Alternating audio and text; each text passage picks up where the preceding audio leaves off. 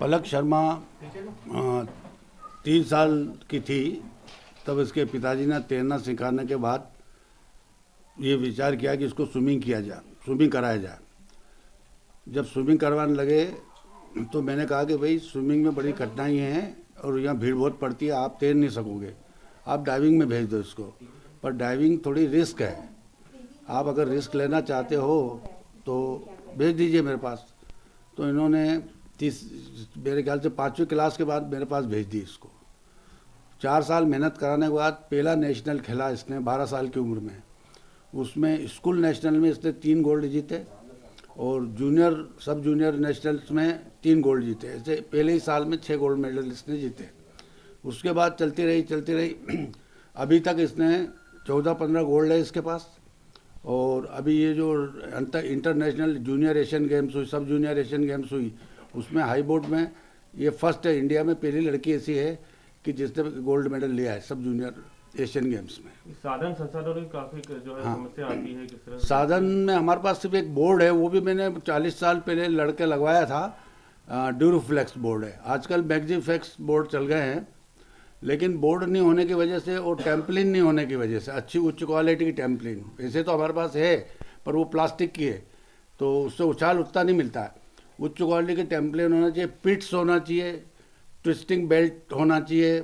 जब ये पूरे साधन मिलेंगे तो अपन एशियन लेवल के पास पहुंच सकते हैं। आपने डिमांड करी थी कभी शासन? मैंने कई बार लिखा, लेकिन अब इतने बड़े शासन है कौन सुनता है। बहुत सारे खेल है, वो जब मेडल लेके आते हैं जब तक जरूर सब आगे पीछे करके और अखबार वगैरह ये वो सब में हो जाता है, उसके बाद कोई पूछता है नहीं। आपका नाम?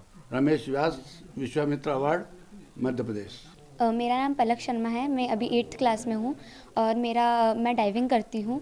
और मतलब मेरे सर ने मुझे सिखाया है, कोच रमेश व्यास सर ने। और मैं श्री कृष्ण पब्लिक स्कूल में पढ़ती हूँ और मैंने 2015 में स्टार्ट करा था डाइविंग जब मैं 8 इयर्स की थी, 3rd क्लास में पढ़ती थी। कितने आपने नेशनल इंटरनेशनल में जो है पार्टिसिपेट किया है और कहाँ पर किया और क्या अचीवमेंट रहे? मैंने 2018 से जब मैं 12 साल की थी तब से मैंने डाइविंग कॉम्पिटिशन्स खेलना चालू करे डाइविंग के। और मैं 2018 में फर्स्ट मेरा RYP इन्विटेशनल मीट खेला था, तब उसमें मेरे को गोल्ड मेडल आए थे 2। उसके बाद से मैं कंटिन्यू गोल्ड मेडल और सिल्वर मेडल लाती हूँ। एशियन गेम्स में पार्टिसिपेट किया है? हाँ, मैंने Asian age group 10th Asian age group 2019 में पार्टिसिपेट करा था और उसमें मुझे एक गोल्ड और 2 सिल्वर मेडल मिले थे बेंगलुरु में। आगे क्या करना चाहेंगे? मेरा यही गोल है कि मैं आगे डाइविंग में अपने नेशनल और इंटरनेशनल मेडल्स में जीतूं। और मेरा सबसे बड़ा ड्रीम यही है कि मैं ओलंपिक्स में अपने भारत के लिए गोल्ड मेडल जीत सकूं। आज पीएम ने सम्मान किया है, कैसा लग रहा है आपको? बहुत अच्छा लग रहा है और मैं यही सोचूंगी कि आगे जाकर मुझे और उपलब्धियां मिलती रहे।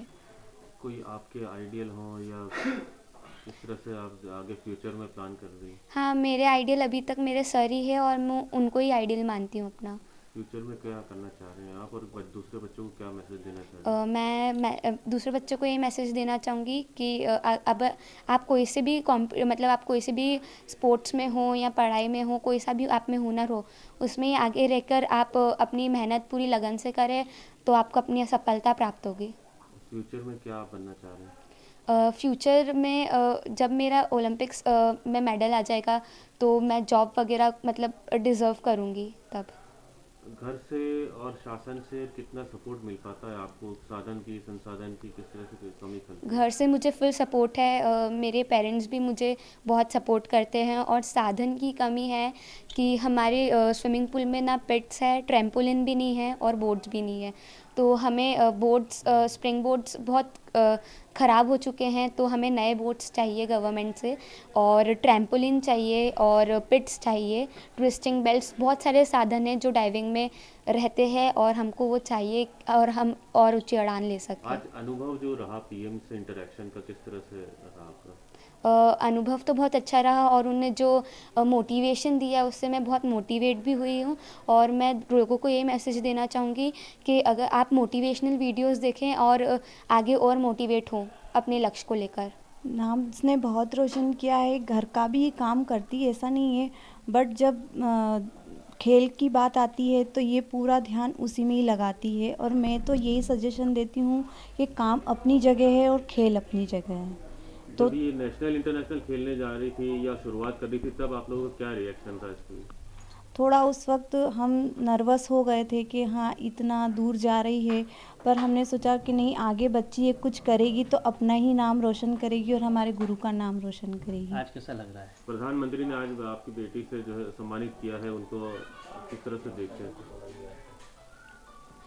अब बहुत कैसा लग रहा है आपको आज जब मोदी जी ने अच्छा लग रहा है। थोड़ा नर्वस थे, बट जब उन्होंने हमें 3 बातें जो सिखाई, वो मैंने इसको बोला कि तू बस वो 3 बातों पर कंसंट्रेट कर, वो उन्हीं लक्ष्य पे चल और आगे ऐसे ही नाम रोशन करते कौन कौन रहे। सी बातें थी?